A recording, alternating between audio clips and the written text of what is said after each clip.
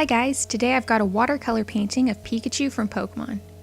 Pikachu's been one of my favorite Pokémon ever since the series started. It's just so cute. I love using it in the games, and I love Pikachu's character in the anime. He's a great character.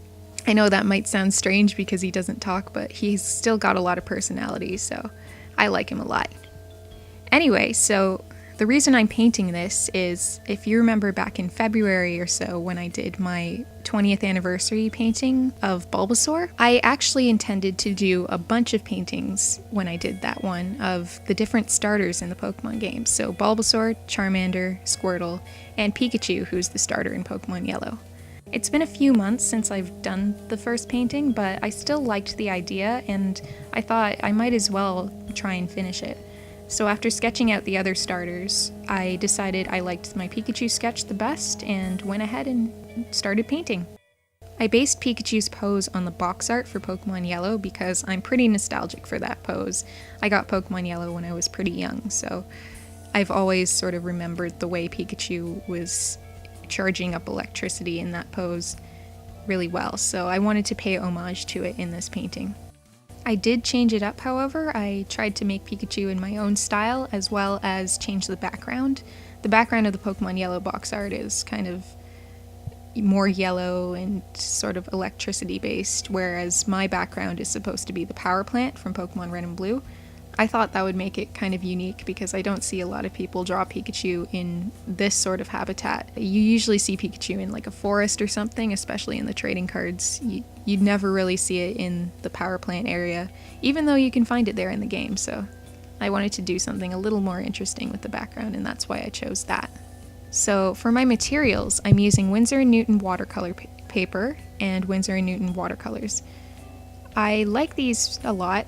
I think the paper is really nice for one. It doesn't buckle very much at all, even though I haven't really stretched it. I just put down tape, which I find pretty good.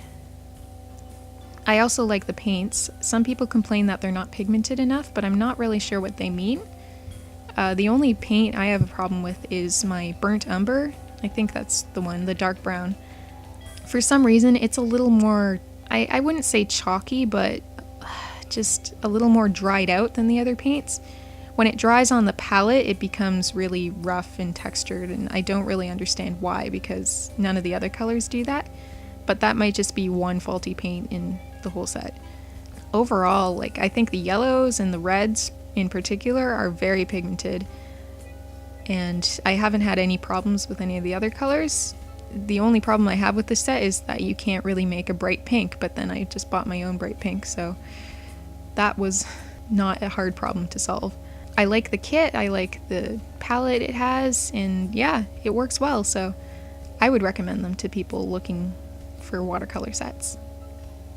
One thing I want to talk about is the background. I started off making it gray because it was supposed to be inside a building, but it was just looking so lifeless.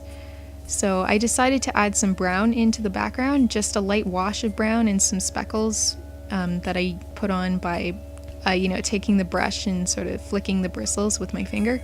That made it look so much better, and it's amazing.